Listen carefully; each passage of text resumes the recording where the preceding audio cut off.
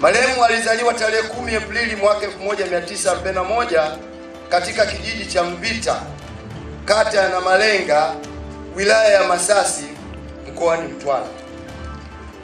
Elimu ya msingi na sekondari. Marehemu alisoma shule zifuatazo: 1. Shule ya msingi ya Namalenga Masasi toka mwaka 1948 mpaka 1952. 2. Shule ya kati ya Middle School ya Luatala Masasi toka mwaka 1953 mpaka 1954.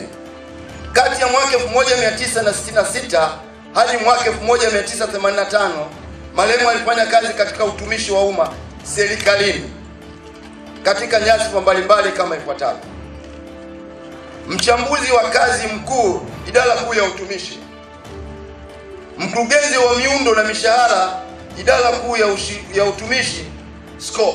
Marehemu alianza harakati za siasa katika mfumo wa vyama vingi katika miaka ya 60 akiwa katika chama cha Congress Party kilichokuwa kinaongozwa na Bwana Mtembo. Sio Mtembo basi, baba yake. Marehemu alikuwa mwenyekiti mwenza wa UKAWA. Tutamkumbuka marehemu kwa msimamo wake thabiti katika kutetea haki, uzalendo na maendeleo. Tumwenzi Dr. Emmanuel Makaidi kwa kitu kimoja. Kuna mtu ameniuliza, msajili, hivi inakuwaje tunaelekea kwenye uchaguzi, misiba inakuwa mingi? Ukweli nimemwangalia jicho la kutaka kumjibu, lakini nataka kumwambia tusihusishe misiba na siasa. Lakini sasa hivi naomba nitumie fursa hii kwamba Mungu anapenda kutoa ishara zake nyingi kwa njia tofauti.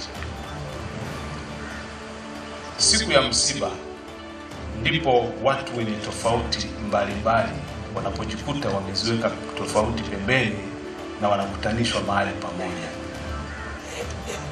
Kwa nini tusichukulie kwamba kuna kitu Mungu anatuonyesha katika hii misiba inayofululiza kuelekea kwenye uchaguzi? Kila mara inakuwa ni fursa ya kutukutanisha kwa pamoja pasipo kujali itikadi zetu za vyama.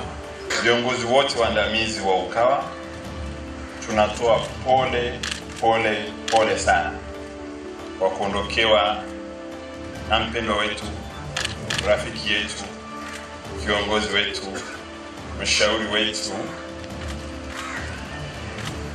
Kila alipoibuka lolote alitutuliza, Dr. Emmanuel Makaidi.